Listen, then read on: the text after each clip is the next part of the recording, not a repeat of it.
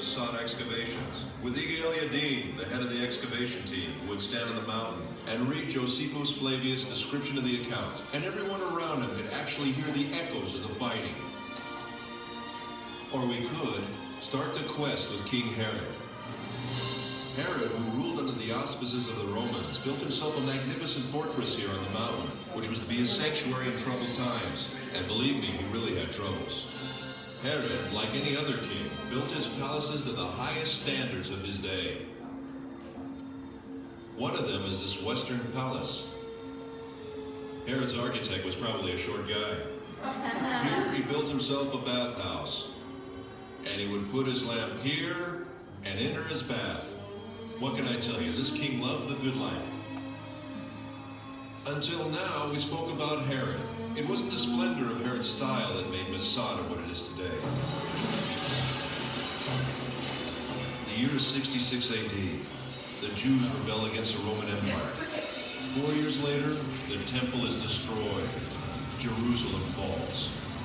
Everywhere else, the rebels were suppressed. Masada is the last stronghold where there are still Jewish rebels. And believe me, they didn't need Herod's palaces. The rooms in the wall were divided and used as living quarters. They lived from food in the storerooms, and they drank water from the cisterns, kindly left behind by Herod long ago. Right from the beginning of the excavations, signs of the rebels were found elsewhere, in the palaces, in the ritual baths, and in particular in the wall. The deepest experience I went through in Masada was when they found in this particular room the first piece of scroll. To see Hebrew letters coming out of the ground, the same letters which are used until today. Later, more fragments of scrolls were found. One I found with my own hands, but the first experience is unforgettable. Throughout the revolt, groups of refugees sought asylum on the mountain. About 1,000 rebels gathered at this fortress in the heart of the wilderness. In 73 AD, the Romans' 10th Legion arrived with thousands of armed soldiers who deployed themselves around the mountain. An enormous war machine. And the movies do it best, after the Romans, of course. The Romans built an attack ramp. The besieged rebels rolled stones down it. The Romans lift a tower to the top of the ramp, equipped with a battering ram to smash the wall. The besieged erect a wood and earthen wall to sustain the blows of the battering ram. The Romans burn it, but the wind almost burns their own tower. Then the wind veering as if by divine providence to the south, blowing with full force in the opposite direction, flung flames against the wall, which now was all ablaze. And in the evening, when the wall was burnt and breached, the Roman army returned to its camps, assured that the whole affair would be over by morning. But Eleazar had ideas of his own. This is it, the last night. My friends, we've reached the climax of the drama. However, unlike the movie, here apparently the events actually took place. And here at Masada, men with families were forced to decide slavery or death. Eleazar had no doubts, but he had yet to convince his comrades in arms.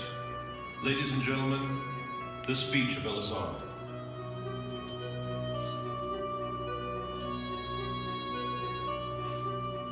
Oh, my loyal followers, the time has now come that obliges us to make that resolution true in practice. Let our wives die before they are abused, and our children before they have tasted of slavery, and preserve ourselves in freedom as an excellent funeral monument for us, as we prefer death before slavery. Once Igal Yadin was asked what was the most important artifact he found on Masada. Dozens of priceless objects were found here, he answered, but if I must point to one find, it would be these ostraka. These potsherds. These may be the lots that I'm holding now. Potsherds on which the rebels wrote their names. 10 men who were chosen were the only ones who remained.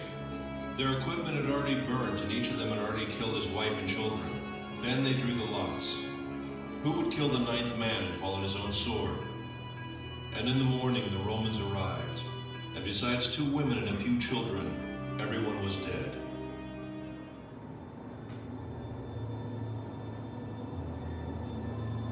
After the drama came silence. The silence was broken in the 5th century for nearly 200 years by a community of Byzantine monks. 1,200 years later, the first explorers came and rediscovered the mountain. Then the members of the youth movements, seeking a symbol of Jewish heroism, discovered Masada and adopted the mountain. After them came the hikers and the tourists. Masada had become a focus of pilgrimage. Professor Netzer, what do you really think about the act of courage that ended in suicide? Maybe it's the utmost courage to prefer death to a life of slavery. So it's death or freedom? Yes, death as a free man or slavery in the hands of the Romans. Which choice would you make? No matter what, Masada has become a symbol of staunch resistance against a fierce enemy.